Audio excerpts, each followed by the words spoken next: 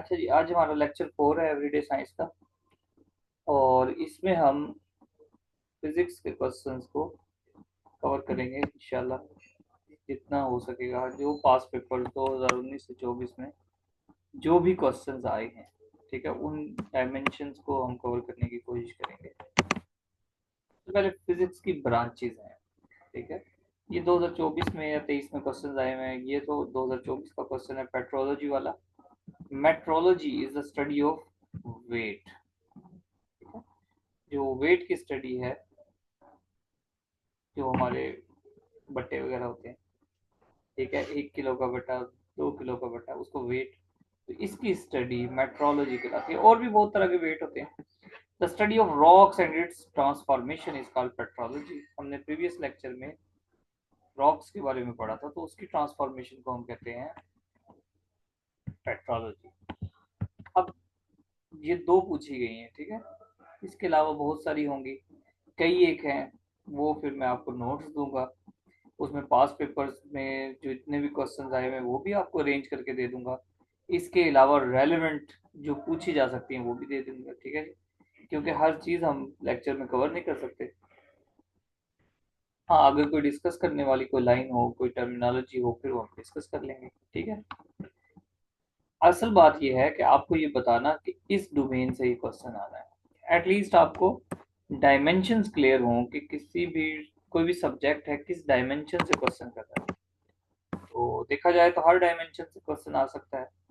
और कुछ लोग ये भी कहते हैं कि आप 9th 10th की बुक्स कर लें, साइंस की, ठीक है, बुक्स कर लें, लेकिन उसमें आपको शायद ये मेट्रोलॉजी वाली टर्म तो मिल जाएगी, पेट्रोलॉजी वाली तो उसमें भी नहीं मिलेगी, ठीक है। तो बेहतर यही है कि आप पास पेपर्स को देखें, अरेंज करें। जो आपको मैं नोट्स प्रोवाइड करता हूँ उसमें तो ये बाकायदा अरेंज हुए हुए मिल जाएंगे। ये लेक्चर है पूरा अरेंज फॉर्म में। ब्रांचेस ऑफ फिजिक्स की हेडिंग दें, एक पूरा पेज छोड़ दें या हाफ पेज छोड़ दें। एटलीस्ट इसमें 5 से 7 टर्मिनोलॉजी का तो इजाफा करें ना, 5 से 7 टर्मिनोलॉजी का तो इजाफा करें। लेकिन वो टर्मिनोलॉजीज ऐसी नहीं होनी चाहिए जो कॉमन हो, जो आपको आती हो, ठीक है। वो टर्मिनोलॉजीज थोड़ी सी इस तरह से रेलिवेंट हो, जो थोड़ी न्यू हो। मेट्रोलॉजी पता ही नहीं लगता कि यार ये क्या हो सकता है, वेदर की स्टडी हो। पेट्रोलॉजी का तस्वुर ही नहीं हो सकता कि क्या इसकी, क्योंकि वो कभी सोचा ही नहीं है कि इसकी स्टडी को कहते भी क्या है। तो इस तरह की टर्मिनोलॉजीज आप सर्च करोगे तो फिर बात बनेगी। इस तरह मतलब 4 5 कुछ ऐड कर दें अपनी तरफ से, लिख के सोच के। लेकिन शर्त यह है कि पहले आपको वो चीज आनी चाहिए जो पास पेपर में आ गई है। Units of mayor, units and measurement, ये सारे क्वेश्चन पास पेपर में आए हुए हैं, ठीक है। अभी ये लेक्चर का पैटर्न ऐसा होगा कि पास पेपर्स के क्वेश्चन को मैं अरेंज करके आपके सामने ये हम थोड़ा रीड कर लेंगे, और उसके बाद उनसे रेलेवेंट डाटा देख लेंगे और उन्हीं क्वेश्चन को समझने की कोशिश करेंगे अपने, जिस तरह जो भी हमारा तरीकाकार होता है, पैटर्न है हमारा टीचिंग का। Number 1, how many basic units are there in SI system? 7।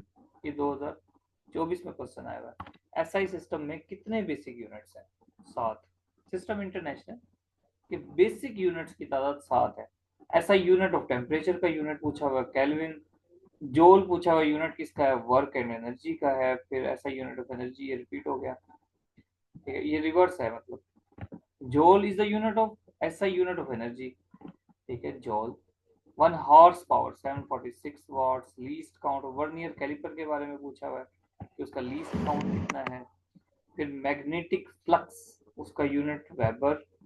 Illumination का यूनिट लक्स, इसको हम थोड़ा समझ लेंगे कि क्या होता है। और यूनिट ऑफ लेंथ एंगस्ट्रॉम। फिर टाइम कैसे मेजर होता है, कौन सी मशीन से होता है? क्रोनोमीटर से time. Device to measure small current, galvanometer. थोड़ा बहुत करंट मालूम करना हो तो गैल्वेनोमीटर से किया जाता है। Radio activity is measured by Geiger counter. Radio activity Geiger counter से मालूम होती है। थोड़ा बहुत ये टेबल करें, स्क्रीनशॉट ले लें। इसमें कोई ना कोई ऐसा होगा, जिस तरह ये डिस्टेंस का आपको पता है, मास देख लें, ग्राम्स, मास का भी पता है। फोर्स का यूनिट न्यूटन। पावर का वाट। ये देखें, करंट नहीं पीछे पूछा हुआ पास पेपर में, तो करंट का याद कर लें, एम्पियर होता है। रेजिस्टेंस का, प्रेशर का, पास्कल। ये आई थिंक यूज हुआ है कहीं आगे, लेकिन आप इसको याद कर लें। और फ्रीक्वेंसी का हर्ट्स, ये दो तीन चार इंपॉर्टेंट है, जो नहीं पूछे हुए पूछे जा सकते हैं। पैटर्न समझ आया आपको? जो पास पेपर में है वो तो आप पर फर्ज है करना, और उससे रेलेवेंट करना आप सुन्नत के बराबर है, सुन्नत मौकदा। ठीक है, पढ़ना लाजमी है। इंपॉर्टेंस बता रहा हूँ पीपीएससी के लेवल पर। ये देखते हैं जी, ल्यूमिनस बॉडी इमिट लाइट। ठीक है, कोई भी ल्यूमिनस बॉडी है वो लाइट इमिट करती है, और उसका यूनिट क्या है इल्यूमिनेशन का, चमक का? लक्स। लक्स कहते हैं लाइट को, लैटिन जुबान में लक्स कहते हैं लाइट को। तो इस ये यूनिट है इल्यूमिनेशन का। इल्यूमिनेशन का मतलब है चमक। बेसिकली क्या है कि एक देखें, ये मोमबत्ती है, कैंडल, ये जल रही है। अब इसके चारों तरफ इक्वल इल्यूमिनेशन होगी, चारों तरफ। ठीक है, राइट, लेफ्ट, चारों तरफ, फोर डायरेक्शन में।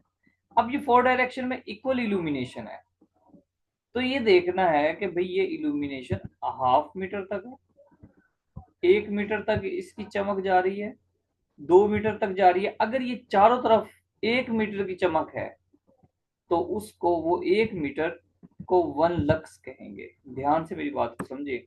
अगर इसको 1 मीटर नहीं कह सकते, क्योंकि मीटर तो एक सिंपल एक लंबाई का यूनिट है ऐसे, लेकिन इल्यूमिनेशन चारों तरफ होती है। इल्यूमिनेशन अगर कवर्ड ना हो किसी एक तरफ से बॉडी, तो चारों तरफ इल्यूमिनेशन होती है। तो उस इसलिए इसका एक यूनिट अलग से बनाया गया, लक्स। ठीक है बात। What does a chronometer measure? ये क्रोनोमीटर टाइम मेजर करता है।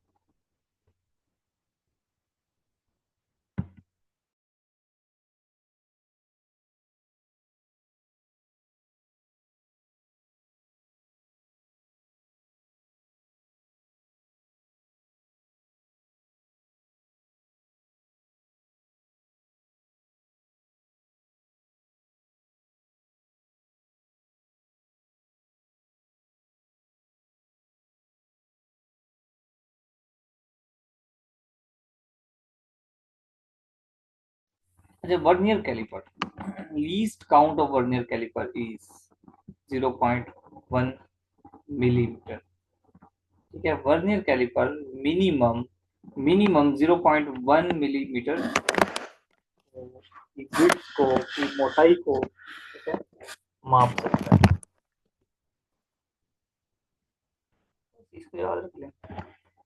मकसद है कि आप देख लें वर्नियर कैलिपर कैसा होता है। अच्छा जी, dash is an instrument for measuring a small electric current. Small electric current galvanometer से मालूम होता है। ये गैल्वानोमीटर एक्सपेरिमेंट के लिए इस तरह देखें, ये मैग्नेट को लेकर आते हैं और उसमें देख रहे हैं कि एक मैग्नेट को लेकर आए इनसाइड, तो किस तरह का कितना करंट पैदा हो रहा है। तो ये गैल्वानोमीटर से एक्सपेरिमेंट होता है। तो ये स्फिग्मोमैनोमीटर है। एनीमोमीटर आपने पढ़ लिया, हाइग्रोमीटर भी पढ़ लिया। ये स्फिग्नो स्फिग्मोमैनोमीटर है जनाब, ब्लड प्रेशर वगैरह मालूम करने के लिए। ये मैंने तो इसको एक्सप्लेन किया है। डिवाइसेस, क्वेश्चन है पास पेपर में, which of the following converts mechanical energy into electric energy. Mechanical energy से इलेक्ट्रिक एनर्जी कैसे बनती है? AC generator. ये जो बड़ी बड़ी मोटरें लगी होती हैं, ये जो हम डैम बनाते हैं, तो डैम में क्या होता है, पानी के फ्लो को या हवा की ताकत को इस्तेमाल करके हम एक अपनी मोटर को रोल करवाते हैं, घुमाते हैं। ठीक है,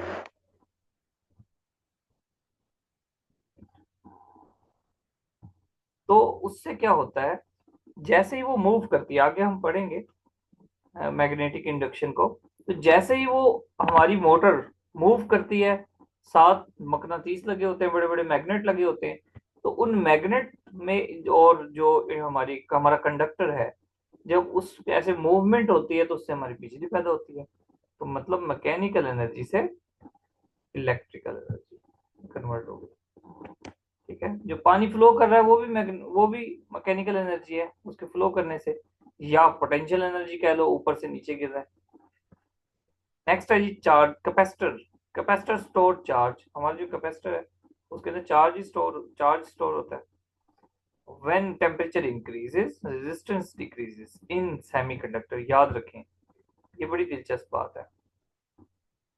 जब भी कोई भी आम कंडक्टर अगर है, मिसाल के तौर पे कॉपर है, गोल्ड है, सिल्वर है, आयरन है, तो जैसे ही उसमें टेम्परेचर बढ़ता है तो रेजिस्टेंस भी बढ़ती है आम कंडक्टर में।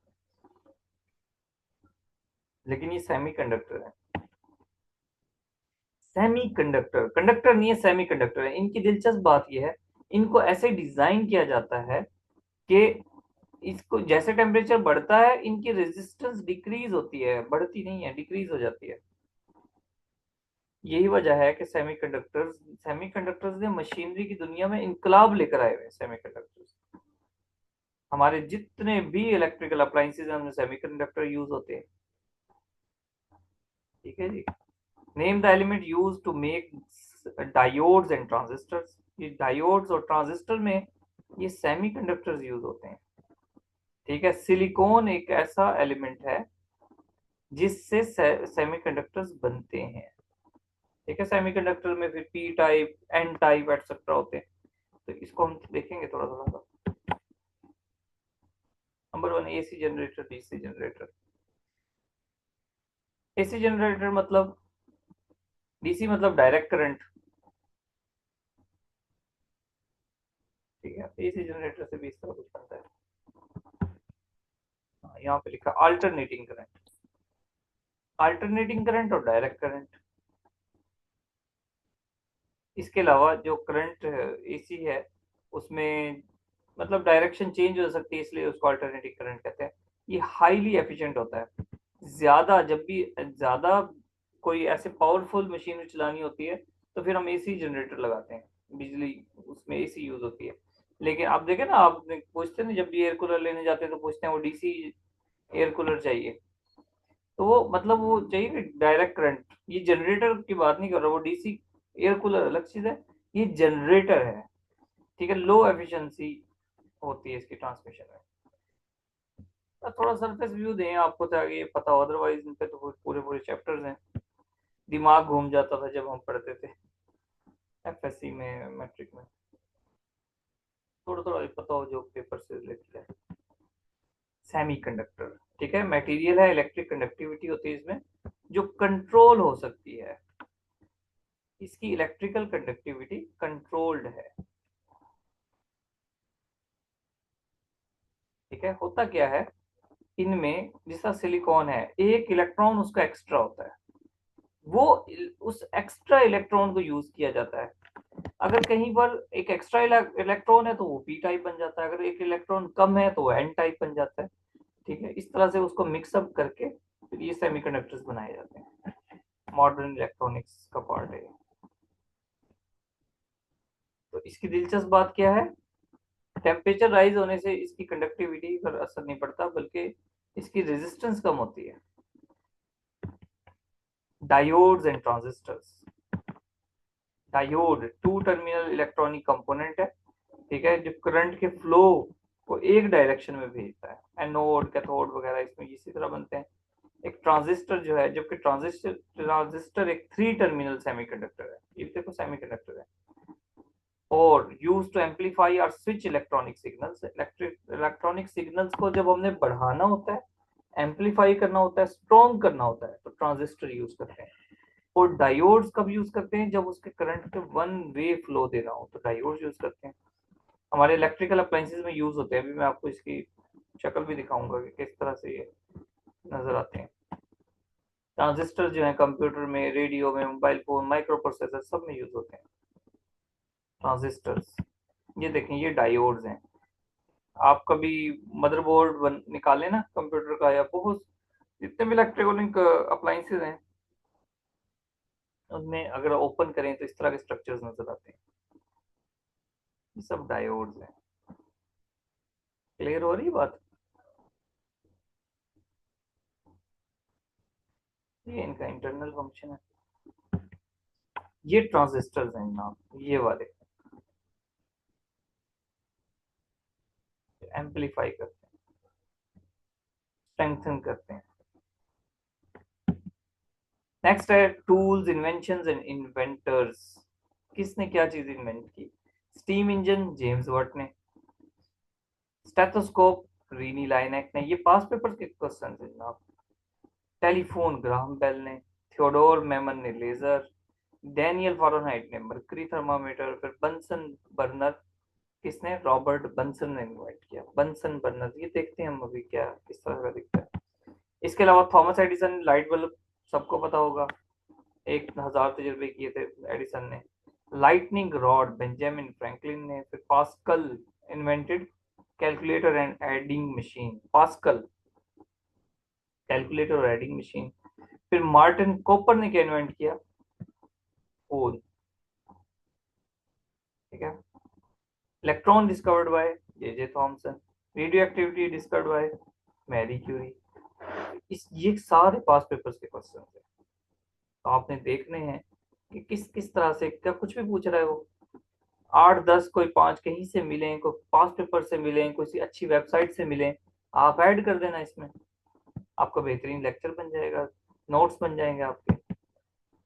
Law of magnetic induction, law of magnetic induction, ठीक है, ये फेराडे का लॉ ऑफ मैग्नेटिक इंडक्शन है। ठीक है, जिस तरह ये कॉपर है, कॉपर की वायर को ऐसे लपेट दिया, जब इसमें से मैग्नेट पास करते हैं, मैग्नेटिक रेज होती है, मैग्नेटिक एक सर्कल है इसके चारों तरफ, जैसे ये पास होता है तो उस कंडक्टर के अंदर ये हलचल मचा देता है इलेक्ट्रॉन्स के अंदर। जो ना चाहे इलेक्ट्रॉन्स मूव करने लगते हैं, वो उसकी मूवमेंट से वो करंट पैदा होता है। whenever a conductor is placed in varying magnetic field, varying magnetic field होने चाहिए, यानी कि ये मूव करे, या तो देखो, या तो ये मैग्नेट को मूव करवा लो आप, या कंडक्टर को मूव करवा लो, तो इलेक्ट्रोमोटिव फोर्स पैदा होगी, इससे करंट पैदा होगा। इसको इंड्यूस्ड करंट कहते हैं। Changing magnetic field induces electric current. ये वाली, ये जो है ना, ये हमारी, वो हमारा मोटर, हमारी मोटर है, और जिस जो बिजली पैदा करती है, ये कॉइल है। ठीक है, और इस कॉइल से, इस कॉइल को मूव करना जरूरी होता है बस। अब इसको हवा से मूव करवाएं, पानी से मूव करवाएं, जैसे मर्जी मूव करवाएं, या कोयले से जो एनर्जी पैदा होती है उससे मूव करवाएं, जैसे मर्जी। इसके मूव करने से ये यहाँ पर जो मैग्नेटिक फील्ड है, इसमें से ये पास होगी बार बार, तो करंट पैदा होगा। ये स्टीम इंजन है जेम्स वाट का जनाब, इसी दौर का।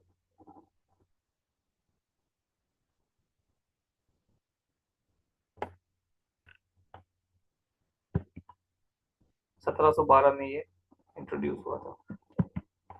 Laser stands for light amplification by stimulated emission of radiation, light amplification by stimulated emission of radiation, इसका मतलब है।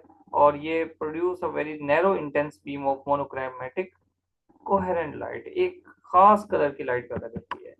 ठीक है, और इसको सबसे पहले किसने इस पे काम किया था? थियोडोर मैमन ने, मैरमन ने नहीं, मैमन ने, MAIMAN, मैमन, इसको जोड़ दें, थियोडोर मैमन ने। देखो मैंने नहीं लिखा इसमें कब, first working laser developed by किसने? थियोडोर मैमन ने। अब किस सन में किया, ना पेपर में पूछा हुआ है, ना मैंने स्लाइड में ऐड किया, ना मुझे याद है। तो अभी किसने याद करना है, किसने सर्च करना है? हाँ जी, आपने भी तो कुछ करना है ना, कि नहीं करना?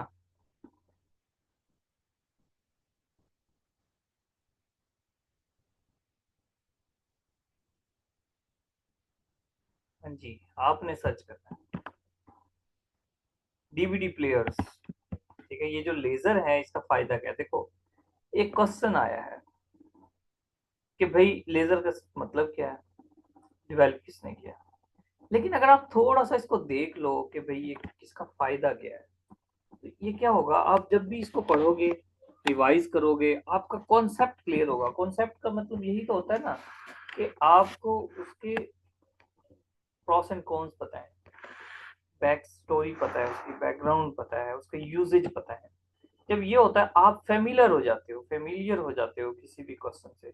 जब आप क्वेश्चन के साथ अटैच हो जाते हो, क्वेश्चन आपको याद हो जाता है, क्वेश्चन आंसर कोई भी याद हो जाता है। डीवीडी प्लेयर में, ठीक है, ये लेजर यूज होती हैं इसमें डाटा रिकॉर्ड करने के लिए। बार कोड स्कैनर्स में भी ये यूज होती हैं। आई की सर्जरी में यूज होती है लेजर। मुझे सर लगता है सर 1960 में इन्वेंट हुई थी laser. 1960।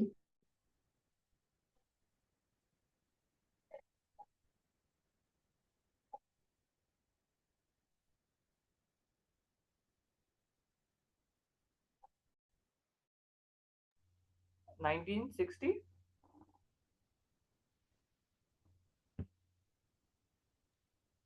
Yes sir 1960।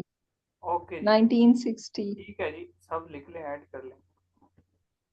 California. Momentum. Momentum mass और वेलोसिटी का, ठीक है, प्रोडक्ट है। मास और वेलोसिटी। वो कहता है कि एक, ठीक है, इसमें फिर वेक्टर क्वांटिटी और दूसरी कौन सी होती है? स्केलर। स्केलर। हाँ जी। तो स्केलर क्वांटिटी। हाँ, वेक्टर जिसकी डायरेक्शन होती है और स्केलर जिसकी कोई डायरेक्शन नहीं है। जिस तरह मास है, कोई डायरेक्शन नहीं है, उसकी वेट की डायरेक्शन है। तो वेलोसिटी एक इसके खास डायरेक्शन में एक चीज ऐसे मूव कर रही है। अब उसका एक खास वेट है, ठीक है। अगर आप गाड़ी को छोड़ दो अपने हाल पे, फिर भी वो चलेगी ना कुछ देर।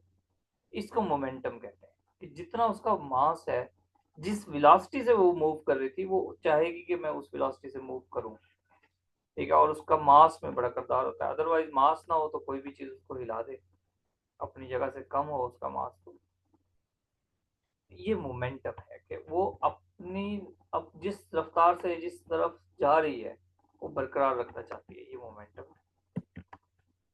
Law of conservation of momentum, ठीक है। लॉ ऑफ कंजर्वेशन मोमेंटम क्या है कि भाई एक खास बॉक्स है, उसमें ये एक खास स्पीड से जा रहा है, एक खास मोमेंटम से जा रही है। ये बॉल भी एक खास मोमेंटम से जा रही है। ये आगे क्या करती है, इससे जाकर टकरा जाती है।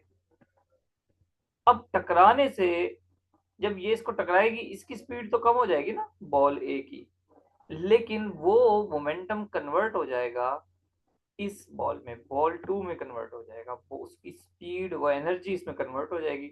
इसको कहते हैं कंजर्वेशन ऑफ मोमेंटम, कि मोमेंटम कंजर्व हो गया। Law of conservation of momentum is a fundamental principle in physics that asserts that total momentum जो है ना किसी भी क्लोज सिस्टम का रिमेन अनचेंज्ड है, ठीक है। ये आगे क्वेश्चन आएगा, फिर तो आपको बताऊंगा। Brine freezing. ब्राइन फ्रीजिंग ये क्वेश्चन है कि जो ओल्डेस्ट मेथड क्या है चीजों को सेव करने का। ब्राइन फ्रीजिंग ये बेसिकली क्या होता है कि आप साल्ट यूज करते हो, साल्ट वाटर सॉल्यूशन यूज करते हो, अपनी किसी भी फूड पर अप्लाई करते हो। जैसे ही उसको कूलिंग इफेक्ट देते हो, वो फौरन से जम जाती है। आपने देखा होगा ये जो होते हैं हमारे बर्फ वगैरह जमाते हैं, पानी में आप हल्की सी बर्फ डाल दो तो फौरन से जम जाता है। ये टेक्निक है ब्राइन फ्रीजिंग की। To freeze food products quickly and efficiently that uses a salt water solution. Light and rays, यहां से देखते हैं पास पेपर क्या कहता है। लेजर स्टैंड्स फॉर, ये हो गया, ठीक है। Process of heat transfer without contact radiation कहलाता है, ठीक है। कॉन्टेक्ट के बगैर अगर आपके पास हीट आ रही है तो उसको, वो क्या तरीका का रेडिएशन। कोई एग्जांपल दे सकता है इसकी?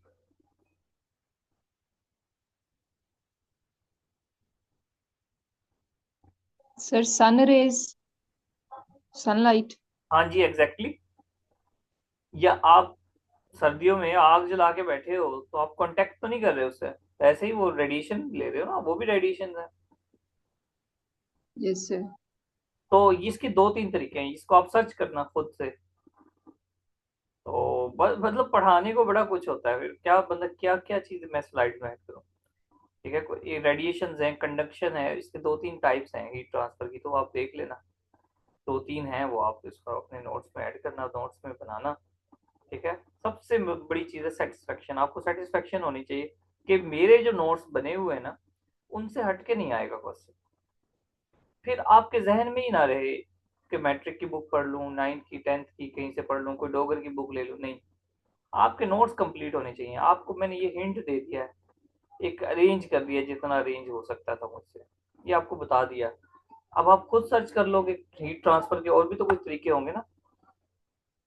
अब ये क्वेश्चन आ गया, इसको यहीं पर स्टॉप कर दो, आगे सर्च करने की जरूरत नहीं है। Device that accelerate charge particle, इसको साइक्लोट्रॉन कहते हैं। बस कैजुअल क्वेश्चन है, आ गया तो कर लो, और आप कितना इसको सर्च करोगे। लेकिन ये जो क्वेश्चन है गैमा रेज, इसके कई क्वेश्चन बनते हैं, अल्फा बीटा गैमा, ये कई सब देखें आप अच्छी तरह से। Gamma rays are more penetrating, तो अल्फा बीटा कैसी हैं, कौन सी ज्यादा पेनिट्रेटिंग है, कौन सी कम पेनिट्रेटिंग है, ठीक है, इन सबको देखें। डिजिटल टीवी कौन सी वेव्स जो है ना इमिट करता है, वो रेडियो वेव्स हैं। ठीक है, डिफरेंट टाइप्स की रेज हैं, लाइट्स हैं, वो देखें आप। Cobalt 60 is use for cancer treatment because it emits gamma rays. ऊपर हमने पढ़ा गैमा रेज मोर पेनिट्रेटिंग है, गैमा रेज मोर पेनिट्रेटिंग है, इसी वजह से इसको कैंसर के ट्रीटमेंट के लिए यूज करते हैं। बॉडी में जाएंगे तो सेल को खत्म करेंगे ना। Relationship between electromagnetic wave and light, equal speed है। जो ऑप्शंस होंगे जी, लाइट और इलेक्ट्रोमैग्नेटिक वेव्स इक्वल स्पीड है। और क्या क्वेश्चन बनते हैं। What an object moves with the speed of light, its mass becomes infinity, E is equal to mc square. What an object moves with the speed of light, its mass becomes infinity.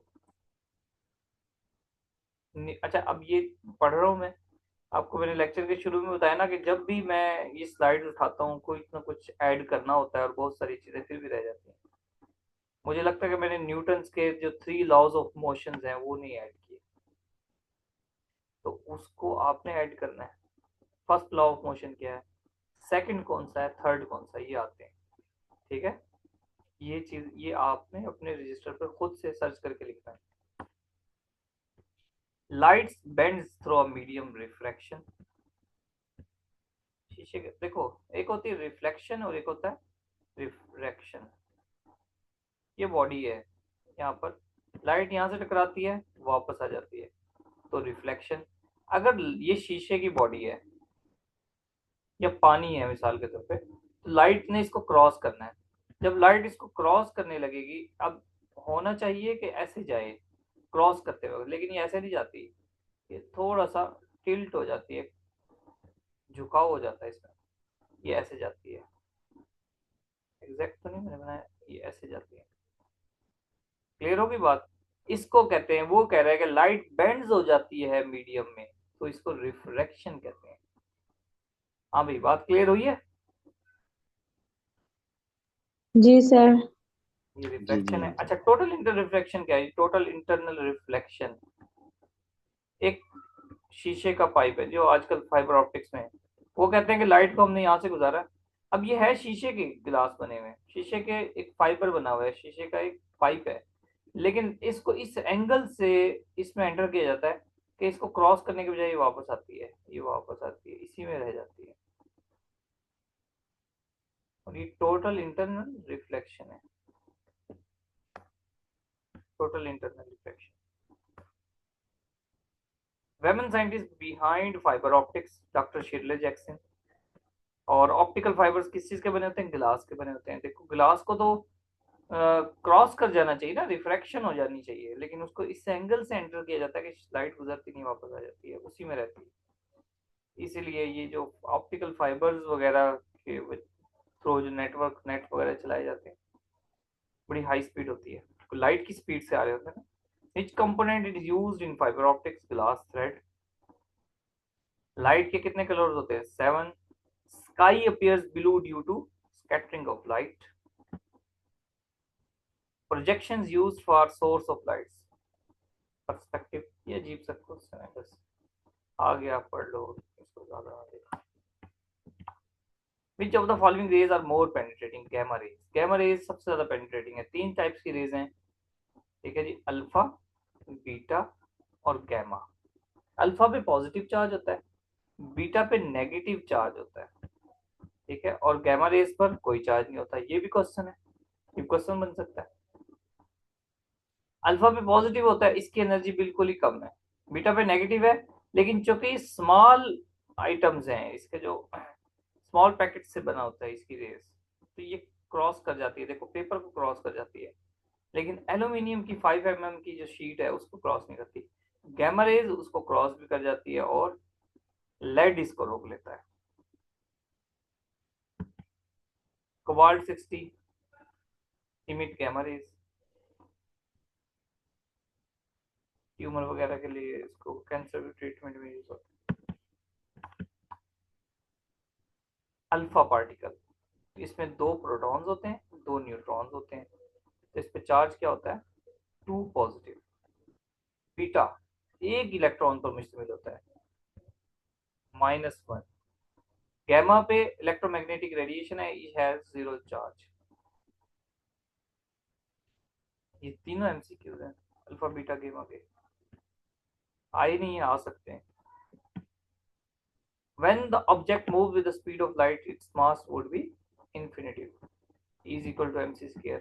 Einstein वो कहता है कि किसी चीज को इतनी तेजी से घुमाओ तो उसका मास खत्म हो जाएगा, लाइट बन जाएगी. उसका मास क्या होगा? इन्फिनिटी. वो कहता है सूरज से जो लाइट आ रही है उसके अंदर भी मास है. वो कहता है, एग्जांपल देता है वो, कि भाई आप 1 मन या 2 किलो लकड़ी है उसको जला दो, उसकी राख का वजन करो, क्या वो 2 किलो होता है? नहीं होता ना. तो फिर वो वजन गया कहाँ? रेज बन गया. relativistic mass increase without bound. ये डॉक्टर शीले जैक्सन आ गई, ऑप्टिकल फाइबर आ गया. ये डायग्राम्स आपने बनाए, मेहनत एक ही बार होगी, ठीक है, लेकिन जम के कर ले मेहनत.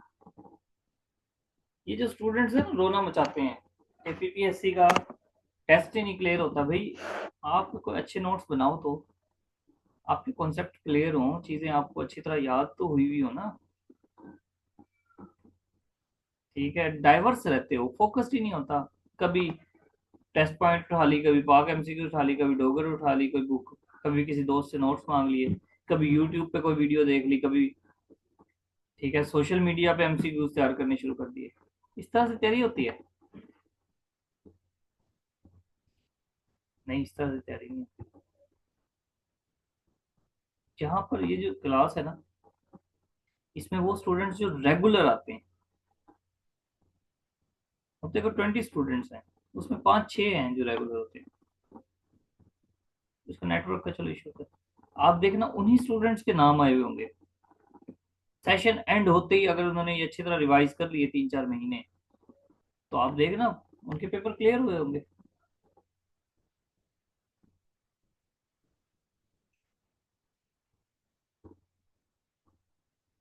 बाकी मेहनत आपकी है भाई. A technology that transmits information as light pulses along a glass or plastic fibers. ये प्लास्टिक फाइबर में मतलब इंफॉर्मेशन ट्रांसफॉर्मेशन के लिए होते हैं, ट्रांसमिशन के लिए होती है फाइबर ऑप्टिक्स. प्रिंसिपल 2023 में सवाल आया कि टोटल इंटरनल रिफ्लेक्शन का इसका प्रिंसिपल है. नेक्स्ट है जी, optical fibres used in fibre optics made of glass. ये हो गया, ग्लास थ्रेड हो गया. डिस्पर्शन ऑफ व्हाइट लाइट, जब लाइट को प्रिज्म से गुजारा जाता है तो कितने कलर बनते हैं? 7. रोएगी बीवी. ये इसका फार्मूला है। अच्छा, हमें लगता था पता नहीं ये पाकिस्तानियों ने बनाया कि नहीं। तो हम पढ़ते थे क्लास में तो फिर यही आता था, टीचर यही बताते थे, रोएगी बीवी। Red, orange, yellow, green, blue, Indigo और वायलेट। बीवी तो नहीं रोती, हस्बैंड रोते हुए नजर आते हैं। ये है जनाब 7 colour. Primary colours of light, R, G, B. Red, green, blue, 3 colour है प्राइमरी। इनमें से मिक्स करते जाओ, कलर्स बनते चले जाएंगे। ध्यान से देखो, ये बड़ी खूबसूरत पिक्चर है। रेड, ग्रीन और ब्लू। ये रेड है और ये ग्रीन है, ये ब्लू है। आप रेड को और ग्रीन को मिलाओ, येलो कलर बन जाएगा। ग्रीन और ब्लू को मिलाओ तो ये कौन सा कलर है, ये बन जाएगा। तीनों कलर्स को मिक्स करो तो व्हाइट बन जाएगा। ठीक है, रेड को और ब्लू को मिक्स करो तो ये पर्पल बन जाएगा। एक्सपीरियंस कर लेना। ये कलर का नाम भी लिखा हुआ है, सियान, मैग्नीटा। क्लास एंड होने वाली है, आप ज्वाइन करना। ठीक है। Digital TV emit radio waves. Different types की वेव्स नजर आ रही हैं आपको। ये radio waves, microwaves, infrared waves, visible light, ultraviolet, फिर एक्स रेज, गैमा रेज, इनके नीचे यूज लिखे हैं। रेडियो वेव्स बेसिकली रेडियो और टेलीविजन की ब्रॉडकास्ट के लिए यूज होती हैं। नॉर्मल वेव्स होती हैं, हार्मफुल नहीं होती, कॉमन होती हैं, तो इसलिए यूज।